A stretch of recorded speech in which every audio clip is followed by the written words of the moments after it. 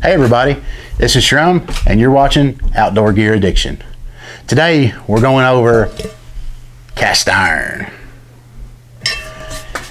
This 5-part series should tell you everything you need to know about cast iron. So enjoy and subscribe. Stay tuned for the rest of the videos.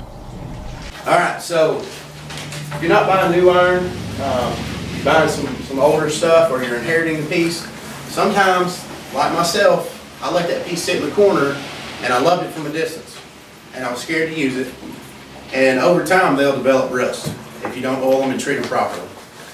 Or if you buy one at a flea market or a yard sale or whatever, you're going to find that a lot of the pieces you buy are going to be very rusty. A lot of times the only way to bring this piece back to its original or close to original luster is to do what's called stripping the iron. There are many methods of doing so. I have a preference on a certain method, but there are many, and we'll talk about a few of them. The first way people ever stripped iron was throwing it on fire. They would actually, once they got food built up, they would just throw it on fire as it was dying down and leave it till morning and scrub it off, put some oil on it, stick it back on the morning fire with coffee, and they'd have it lathered back up and good as new.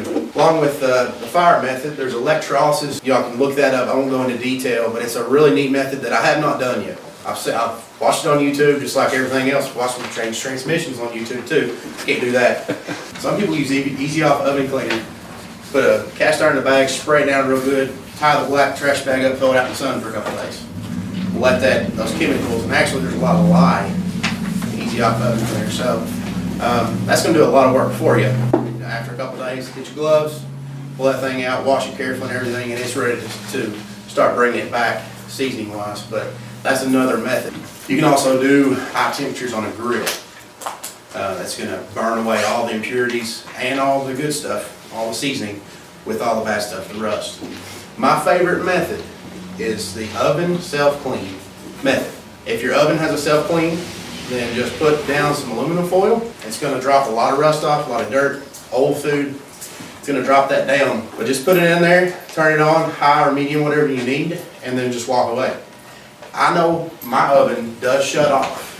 The self-clean, when it's over, it shuts off, starts to cool. The door will actually unlock itself after a while. So I'm comfortable with my oven. If you've not done it yet, I advise you to stay home. Don't go to Florida and hope it's turned off 6 days ago, because that might be bad. So, but it's going to produce quite a smoke and quite a smell. So, that's one drawback to doing that method. But it's super easy method and a very effective method. Now, does anyone have a gun in here? Because I'm about to say something that's very highly disputed. Alright, so once you get the item out of your oven, put it in the sink and get the soap out. Okay? Everybody says never use soap on cast iron. Harlan, you might have to escort me out here when I leave, but I'm going to keep talking. I'm an advocate, you can use soap. Okay, the reason why, nobody shot. The reason why you can use soap is because when this rule was proclaimed, soap had lye. The lye is that's one way you can strip cast iron that I didn't tell you. But a lye bath is a great way to strip cast iron.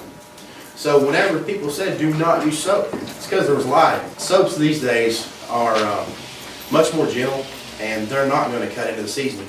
If they would cut into the seasoning, we wouldn't have to do the oven self-clean method. We just put soap on them, step back for a few minutes, and we have a strip pan. It doesn't do that, so don't worry about soap. Oven self-clean method doesn't get everything off, which it most of the time will. Then you can always resort to warm soapy water, and I use Scotch Brite pads, I think you call them. These things are pretty great. They're real cheap, and makes your elbow grease go a lot farther. I also have this coarse steel wool. Soapy water and those products, it's a lot of elbow grease, and wash it again. Okay folks, I hope that helped. There's going to be 4 more videos for you to check out on everything you need to know about cast iron. So hit that subscribe button and stay tuned for more weekly reviews of knives, RV camping gear, axes, hatchets, cast iron, heck, who knows what else. Check me out on Instagram at Outdoor Gear Addiction and on Twitter at Addiction Gear. Merry Christmas, God bless, come back and see me.